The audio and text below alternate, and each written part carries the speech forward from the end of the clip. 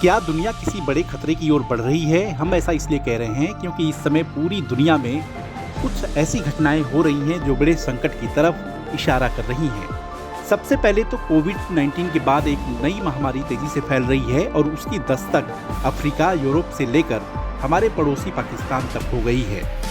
हम बात एमपॉक्स की कर रहे हैं। दूसरी घटना बड़ी बड़ी दिग्गज टेक कंपनियों में होने वाली छटनी है। लिस्ट में Dell, General Motors, Tesla, PayPal, Paytm, Intel जैसी कंपनियां हैं जो 100-200 नहीं बल्कि हजारों में लोगों को नौकरी से निकाल रही हैं। तीसरी घटना दुनिया के दूसरे सबसे बड़े इकोनॉमिक पावर चीन में हो रही है जो लाख कोशिशों के बाद स्लो डाउन से उबर नहीं पा रहा है। चौथी घटना अमेरिका में हो रही है जहां पर 2009 के बाद का सबसे बड़ा रोजगार संकट खड़ा हो गया है। सबसे पहले बात मंकी पॉक्स यानी एमपॉक्स की करते हैं। WHO ने दुनिया में फैलते वायरस को देखते हुए पब्लिक हेल्थ इमरजेंसी घोषित कर दिया है। अफ्रीका से शुरू हुआ यह वायरस पाकिस्तान तक पहुंच चुका है। अफ्रीका CDC ने कहा कि 2024 की शुरुआत और जुलाई के अंत तक 14,500 से अधिक मंकी पॉक्स संक्रमण के मामले सामने आए हैं और 450 से अधिक मौतें हुई हैं। घबराने की बात यह है कि इस बार के वायरस से मौतों की संख्या कहीं ज्यादा है। 2022 में जब इसके केस आए थे तो 2 साल में 99,000 से ज्यादा केस और 208 मौतें हुई थी। राहत की बात यह है कि भारत में इसके ताजा केस सामने नहीं आए हैं। दूसरी चिंता छटनी की है। अकेले 2024 में 384 टेक कंपनियों ने 1,24,000 लोगों को पिंक स्लिप थमा दी है। इसमें सभी प्रमुख दिग्गज कंपनियां हैं।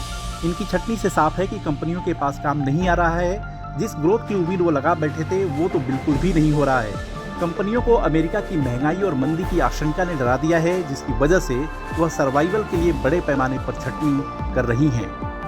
अमेरिका में मंदी का डर कितना बढ़ गया है इसे आप ऐसे समझ सकते हैं कि अमेरिका में 15 साल का सबसे बड़ा बेरोजगारी संकट खड़ा हो गया है। असल में ऐसा अनुमान था कि मार्च तक 29 लाख नौकरियां पैदा होंगी, लेकिन हकीकत में ऐसा नहीं हुआ और 21 लाख नौकरियां ही पैदा हो सकी, यानी करीब 8 लाख नौकरियां घट गईं, जिसका सीधा असर सेंटीमेंट पर नजर भी आ रहा है। अब बात चीन की जो अपने आर्थिक संकट से निकल ही नहीं पा रहा। ताजा आंकड़ों से साफ है कि वहां पर आर्थिक संकट बरकरार है, औद्योगिक उत्पादन स्लो है, बेरोजगारी दर भी बढ़ी हुई है। रियल एस्टेट का संकट जैसे का तैसा है, यानी कि जैसा पहले था वैसा ही बना हुआ है। साफ है कि इसने संकट को और बढ़ा दिया है।